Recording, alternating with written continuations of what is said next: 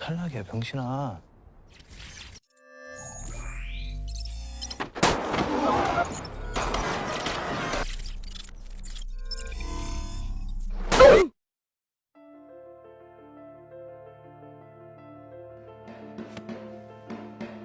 딱 두 발로 자유롭게 다닐 수 있는. Kisah diawali dengan masa lalu seorang bocil yang sedang main permainan tradisional Korea bernama cumi-cumi, yang kalau di daerah saya ini namanya gala santang gitu.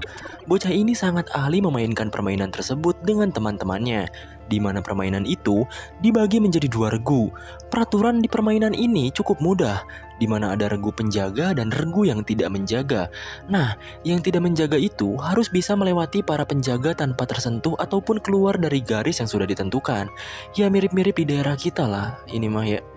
Dan film dengan judul Squid Games ini pun dimulai. 밟으면 개쌌다. Cerita dimulai dengan penampilan seorang pria yang biasa saja hidupnya. Ia bernama Gi-hun. Setelah ia dipecat dari pekerjaan lamanya, ia menjadi supir sekarang dan tinggal bersama ibunya yang sudah tua.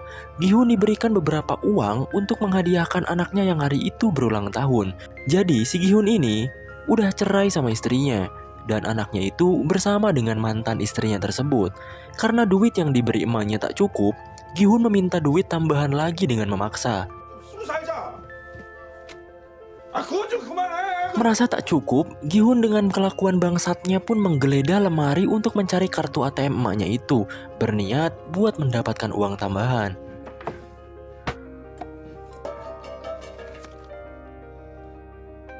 Gi-hun akhirnya pergi ke ATM dan berusaha memasukkan sandinya. Sayangnya beberapa kali ia mencoba dengan tanggal lahirnya malah salah total gitu. Dan temannya yang biadab ini menyarankan untuk menggunakan tanggal lahir ibunya saja. Tapi Gi-hun malah memasukkan tanggal lahir anaknya sendiri. Dan beruntung, sandi yang ia masukkan benar. Karena ia tahu kalau ibunya sendiri lebih sayang kepada cucunya itu. Singkatnya, Gi-hun bersama temannya ini malah bermain di tempat judi pacuan kuda. Di percobaan pertama, ia gagal karena pilihannya itu kalah. Ia pun mempertaruhkan uangnya lagi di percobaan kedua. Dengan pusing dan emosi, akhirnya ia bisa berhasil memenangkan taruhannya itu. Dengan bahagia karena bisa melipat gandakan uangnya itu, ia pun memberi 10.000 won kepada mbak-mbak kasir. Setelah itu, ia pun menelpon anaknya dengan gembira agar ia bisa memberikan kado ulang tahun yang mewah malam hari nanti. Tapi tiba-tiba,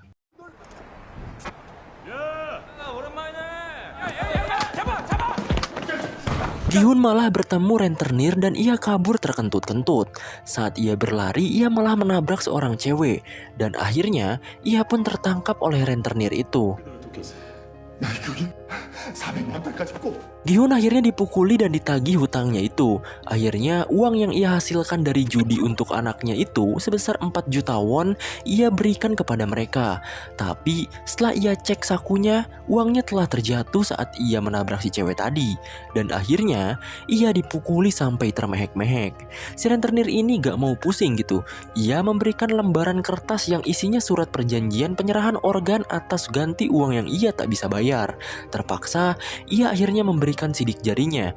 Bahkan parahnya, ia cap perjanjian itu bukan dengan tinta, melainkan dengan darah dari hidungnya yang mengalir. Akhirnya, ia pun balik lagi ke kasir judi itu. Ia meminta 10.000 won yang ia berikan tadi. Sat, emang ngasih kok diminta lagi gitu.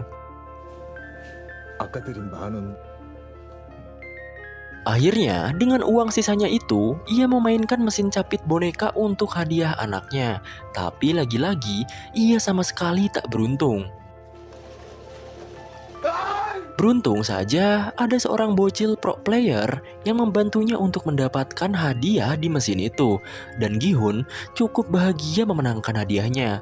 Singkatnya, Gi-hun bertemu dengan anaknya. Ia memberikan hadiah mystery box itu dengan sepenuh hati. Tapi saat dibuka, Ternyata isinya adalah bedil pemantik api. Karena tak mau mengecewakan anaknya, ia pun berjanji kepadanya bahwa tahun depan Gi-hun akan memberikan hadiah yang spesial. Dan akhirnya, ia pun mengantarkan anaknya itu ke mantan istrinya yang cukup sinis kepada Gi-hun. Saat mau balik ke rumah, Gi-hun malah ketinggalan kereta. Alhasil, ia merenungkan nasib hidupnya yang penuh dengan kesulitan. Seorang pria yang tak dikenal pun datang.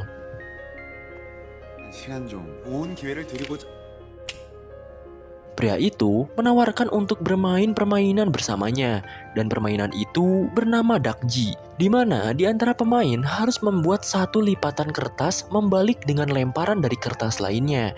Perjanjiannya, jika Gi-hun berhasil membalikan kertas itu, maka pria ini akan memberikan 100.000 won. Akhirnya, ia pun tertarik untuk bermain. Permainan pun dimulai. Gi-hun mencoba membanting kertas itu dengan kuat, tapi lagi-lagi ia gagal. Di permainan pertama ini, Gi-hun gagal memenangkannya, dan pria itu menagih hasil dari kemenangannya.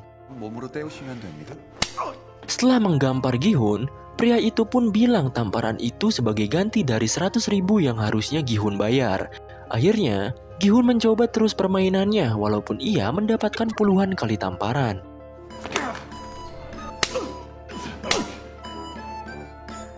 Lalu, ia pun menggunakan 100% kekuatan otak dan lengannya. Akhirnya, Gi-hun bisa memenangkannya. Ia pun dengan emosi langsung menggampar pria itu. Pria itu akhirnya memberikan 100.000 won karena Gi-hun berhasil memenangkan gamenya. Setelah lama bermain, Gi-hun mendapatkan cukup banyak uang.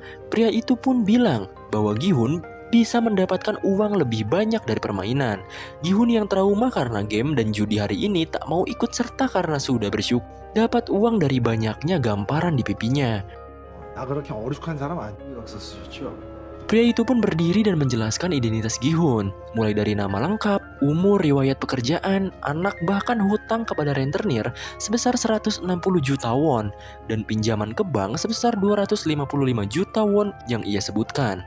Dengan kaget dan penasaran, Gi-hun malah diberikan nomor oleh pria itu, dan pria itu pun meninggalkannya. Dengan bahagia, ia pun membeli makanan. Dan ia tak lupa memberikan ikan kepada kucing kelaparan. Bahkan ia juga memberikan cukup banyak uang kepada ibunya.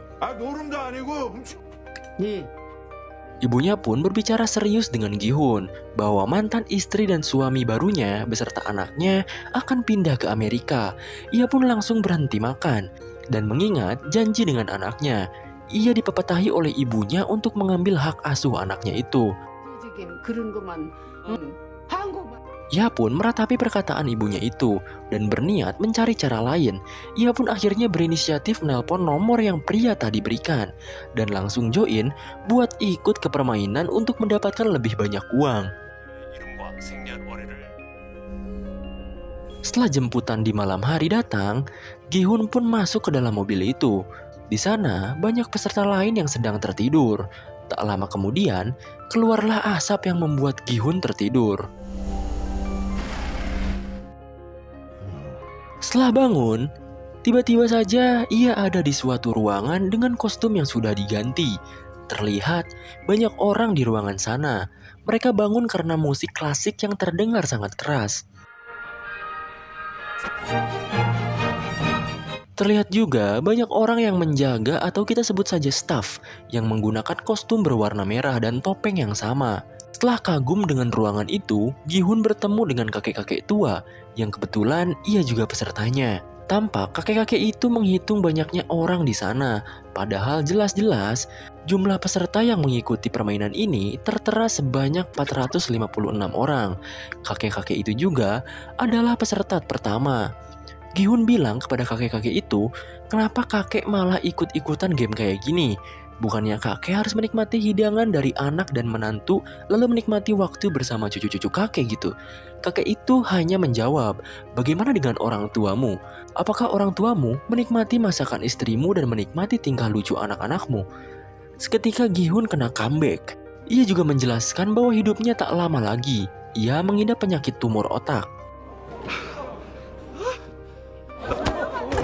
Di lain tempat, keributan pun terjadi, di mana seorang pria jabrik bertato sedang memukuli wanita. Ia bernama Diokso. Biar gak ribet, kita panggil saja dia Bang Jabrik.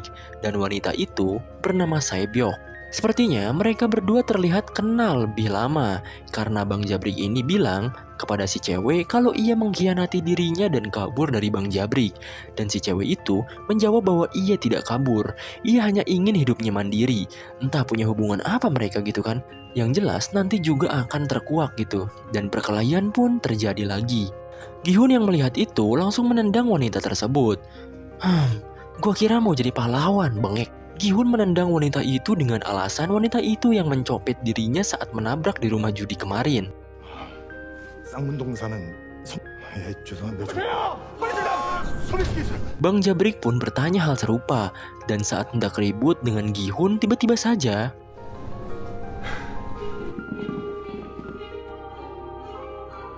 para staf bertopeng pun datang dan mengumumkan persoalan dari permainan yang akan mereka mulai. Staf itu berkata bahwa pemenang dari permainan ini akan mendapatkan uang dengan jumlah yang sangat besar. Dan juga akan ada 6 permainan dalam 6 hari mendatang. Pada awalnya, para peserta tidak percaya kepada para staf ini. Begitu juga dengan seorang pria bernama Cho Sang-wo. Lalu, staf itu pun memberikan tayangan-tayangan video ketika para peserta ditawari bermain game Dakji dengan hadiah 100.000 won setiap kemenangan. Begitu juga dengan Sang-wo yang terlilit hutang karena investasi jangka panjangnya gagal. Ia juga menggelapkan dana dan memiliki kerugian sebesar 650 juta won. Hal tersebut menjelaskan bahwa semua peserta di sini adalah orang-orang yang berada di ujung tanduk dengan utang yang tak terbayarkan. Lalu para peserta sendirilah yang memutuskan untuk mengikuti permainan ini tanpa paksaan. Staf pun memberikan pilihan terakhir. Para peserta boleh kembali dan menjalani kehidupan lama atau mengikuti permainan ini. Lalu, permainan selama 6 hari ke depan pun akan dirahasiakan demi keadilan permainan. Ada seorang pria juga bertanya berapa jumlah uang jika mereka menang.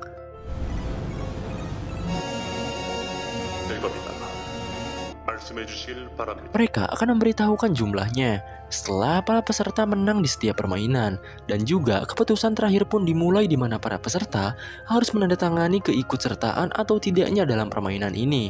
Para peserta pun berjajar menandatangani perjanjian itu. Begitu juga dengan pemeran utama kita, Gihun. Isi surat itu tertera 3 pasal, di mana pasal pertama, pemain tidak diperbolehkan berhenti bermain. Kedua, pemain yang menolak bermain akan dieliminasi. Ketiga, permainan dapat dihentikan jika mayoritas setuju. Gihun tampak rada bimbang dan tidak enak hati karena ia melihat si pak tua yang tak pikir panjang untuk ikut. Ia pun akhirnya gengsi dong, dan akhirnya ikut serta dalam permainan itu.